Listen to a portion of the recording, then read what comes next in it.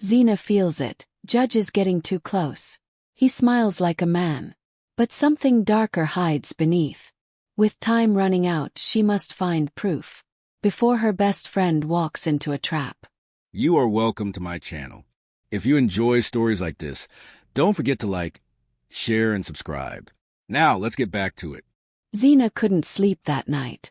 She turned on her bed again and again, her eyes wide open, staring at the dark ceiling. She kept thinking about Judge. His smile. His silence. The way he was getting closer to Amara with each passing day. Zena felt trapped. Like she was trying to fight something, but didn't know how. She wanted to protect Amara. But words were not enough. She needed proof. Suddenly a memory came back. Something Nia had once told her. They were sitting on the rooftop one night months ago. Nia had been telling her old spirit stories. And she said, "There's a mirror. Very old one. Shows the truth of who people really are.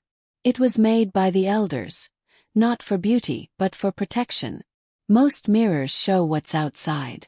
This one shows what's inside." At the time Zena had laughed. "Where is it?" Nia had shrugged. "No one knows. Maybe hidden. Maybe waiting to be found." But now, lying in her bed, Zena didn't feel like laughing. She sat up fast. "What if that mirror is real?" she whispered. She stood and grabbed a small notebook. She wrote down everything she could remember. Words Nia had used, places in old spirit stories, symbols she had drawn before. Her hands moved quickly. She didn't know where to find the mirror. But she knew someone who might. The next morning, Zena left the house early. She walked far, to a quiet part of town where very old people still lived. She knocked on a wooden gate. An old woman came out, her eyes sharp, her voice slow. "I know you," the woman said. "You're the girl who sees." Zena was shocked. "You know about me." "I see what others ignore," the woman said. "Just like you." Zena showed her the notebook. "I'm looking for a mirror. Very old one. One that shows the truth." The old woman stared at the page. Then she nodded. "I don't have it," she said. "But I know who kept it last." She gave Zena a name. And a place. Zena went straight there. It was a dusty, quiet house with broken windows and spider webs at the corners. She stepped inside, her heart pounding. There were boxes, shelves, crates full of old items. And then, at the back of the room, wrapped in cloth, she saw it. A mirror. It was small, round, the edges carved with symbols. Zena picked it up slowly. Her fingers tingled the moment she touched it. This was it. The hidden mirror. She rushed home and locked her door. She sat on the floor, holding the mirror in both hands. "I found it," she whispered. "Now I just need to use it." But she couldn't just show it to Amara without a reason. She had to wait. She had to plan. Because if she was right, this mirror would show Amara who Judge really was. And it would be the only way to save her. That night, Zena sat in silence. The mirror was beside her. But her thoughts were loud. She needed answers. She needed help. "Nia," she whispered. "Please come." The room stayed still for a moment. Then the air turned cold. Nia appeared near the window, her glow soft and serious. Zena looked up at her. "I found the mirror," she said. "But I still don't understand everything." Nia stepped closer. "What you saw in Amara, the soft blue light, is called a soul mark," she said. Zena frowned. "What is that?" "It's a rare gift. A key between the living and the dead. Connects both worlds. And Judge wants it, because it gives him the power to open the door." Zena's heart pounded. "So if he gets it, he won't just come through. He'll bring others with him. Spirits that should never return." Zena whispered. "What happens to Amara?" "She'll die," Nia said softly. "The soul mark is tied to her life. If it's taken, her body won't survive." Zena stood, angry and afraid. What if he asked her to marry him? What if she says yes? Nia's glow dimmed. "She won't say yes with a free heart." Zena paused. "What do you mean?" "Judge placed a soft spell on her. It doesn't force her to love him, but it makes her trust him deeply. She believes his lies, and she listens without doubt. He's inside her thoughts. Zena's voice shook. So she's not herself. Nia nodded. Not fully. Zena sat down again, holding the mirror. Why me? She asked. Why do I see all this? Why am I the one trying to stop it? Nia came closer and knelt beside her. Because you were never cursed, Zena. You were chosen. You were born to protect people like Amara. You are the guardian of what the soul mark opens. She carries the key, and you were meant to keep it safe. Zena looked away, her eyes wet. I don't feel strong enough. Nia smiled gently. You don't have to feel strong. You just have to stand. Zena nodded slowly. Then I will. A few days later, Zena was in her room when she heard a knock at the door. She opened it, and there stood Amara, smiling wide, holding a small white envelope. Zena stepped back, already feeling uneasy. What's that? She asked. Amara giggled. You won't believe it. She handed the envelope to Zena. Zena opened it slowly. Inside was a card, gold and white, with shiny letters. Her eyes read the words carefully. You are invited to a special ceremony. For Judge and Amara. 4 days from now. Zena's hands began to shake. Is this a joke? She asked, her voice low. Amara laughed. No. Judge asked me to marry him. Isn't it crazy? We haven't known each other that long, but I said yes. Zena stared at her friend, unable to speak. She felt like the room was spinning. Amara didn't notice. She sat on the bed, swinging her feet, full of joy. Don't look so shocked, Zena, she said. He's kind. He understands me. I feel safe with him. Zena opened her mouth, but no words came out. Inside her chest, her heart felt heavy.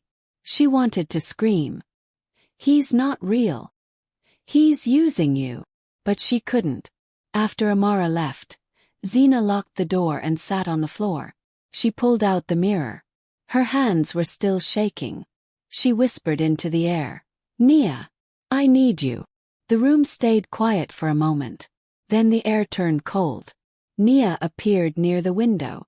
Zena looked at her with fear in her eyes. She said yes, Zena whispered. He's going to marry her. In 4 days.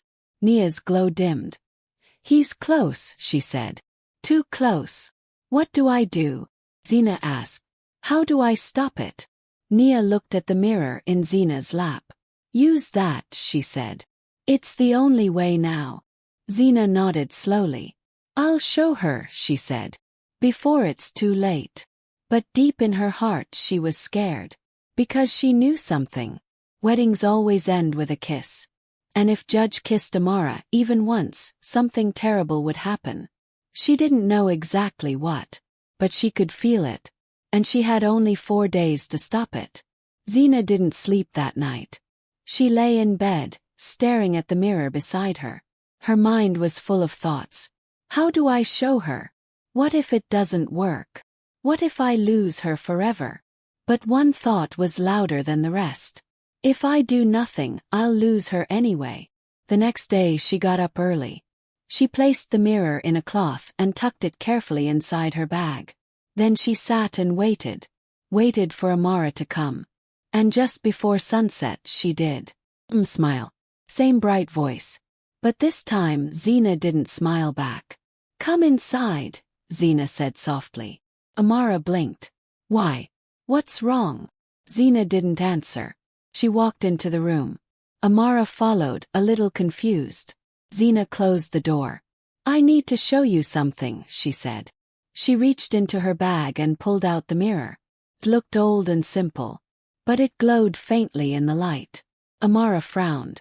What's that? Zena held it out. Just look into it. Please. Zena. Amara began. What is this about? Zena's hands shook. This mirror shows what's hidden. What's true. I need you to look into it, with Judge. Amara stared at her. What? When he comes next time, Zena said quickly. Just look into the mirror while he's with you. Please, Amara. Trust me. Amara took a step back. Her smile was gone now. You sound crazy, she said. Zena's eyes burned with fear. I'm trying to protect you. From what? Amara asked. Zena hesitated. She wanted to say he's not human. She wanted to say he's dangerous.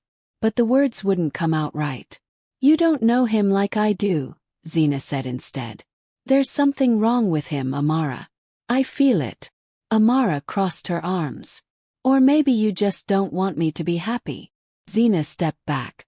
What? You've never liked him, Amara snapped. From the very beginning. You give him cold looks, you say weird things, and now you bring out some scary old mirror like this is a movie. Zena's chest tightened. That's not what this is. You're jealous, Amara said, her voice rising.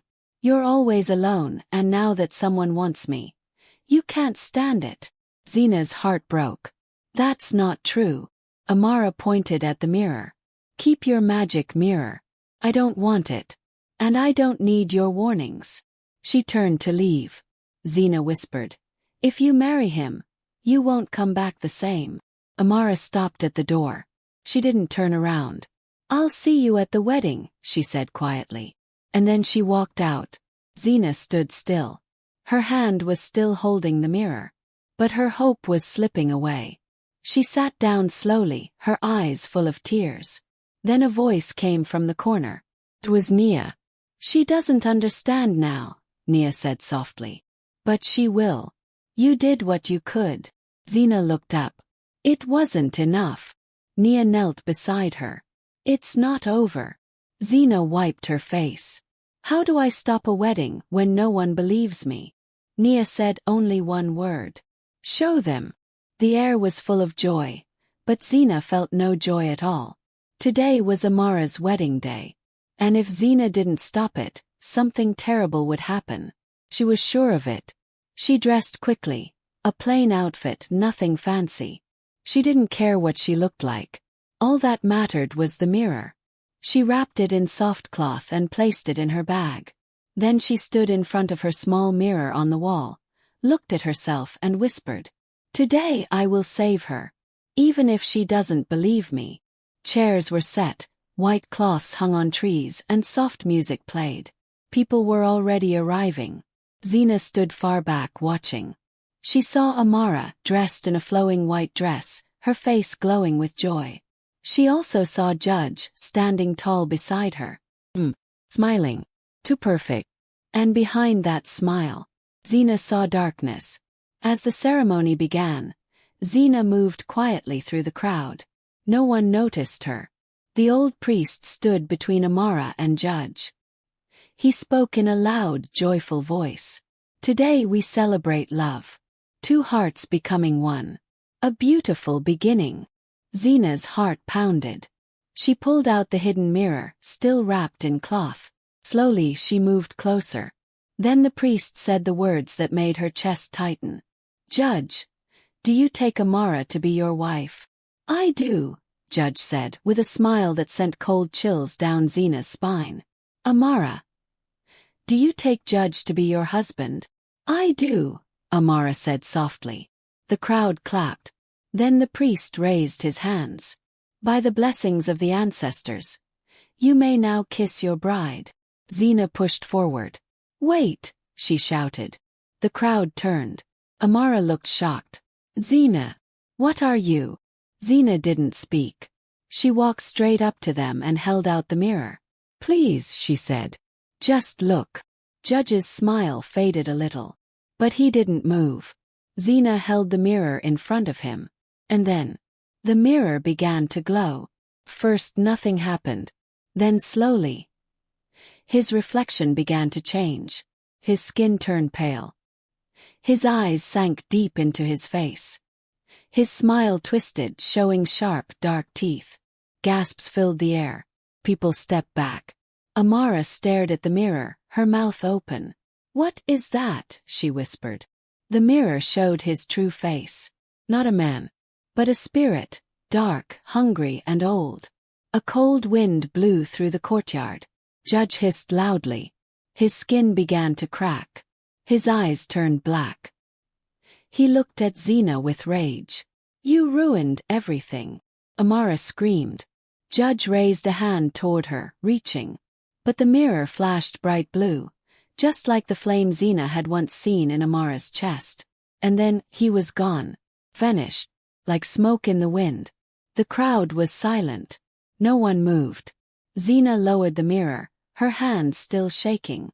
Amara stood frozen. Tears fell down her face. "I didn't know," she whispered. "I didn't believe you." Xena stepped forward and hugged her. "I'm just glad you're safe," she said softly. The wedding was over. The music stopped. The guests left one by one, still shocked, still whispering. The white fabric danced quietly in the wind. But Xena and Amara stood in the courtyard, holding each other, saying nothing. They didn't need words. They just needed time. A while later Amara spoke. Her voice was soft and full of sadness. "I almost gave my whole heart to him." Xena nodded. "But you didn't." "I'm sorry I didn't listen," Amara said. "I hurt you." Xena smiled a little. "You're here. That's what matters." They both sat down on the steps, tired. The sun was low now, painting the sky orange.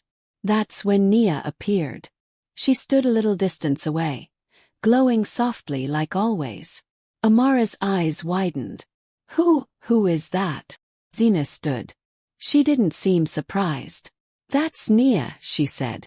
"She's been watching over me since I was a child." Amara stared, speechless. Nia smiled at her gently. "You carry something rare," she said to Amara. "And powerful. You must guard your heart." Amara nodded slowly. "I will." Then Nia turned to Xena. "You were brave," she said. "You protected her, even when she didn't believe you." Xena's voice trembled. "I was scared the whole time." Nia smiled. "Being brave doesn't mean you're not scared. It means you act anyway." Xena stepped forward. She looked into Nia's soft eyes. "Can you rest now?" she asked. Nia nodded. "You helped me more than you know," she said.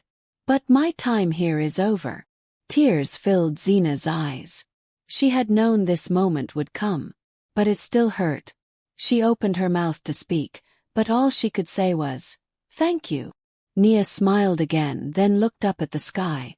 Light began to shine around her, bright and peaceful. Then slowly she faded away. Like the wind. Like a dream. Amara stood beside Xena. They held hands. And they both knew. This wasn't the end of everything. But it was the end of something big. From that day on, Xena and Amara were closer than ever. They still sat by the window. Still told stories. Still laughed. But now Xena was no longer alone. And Amara was no longer in danger. They both had scars. But they also had each other. And that was enough.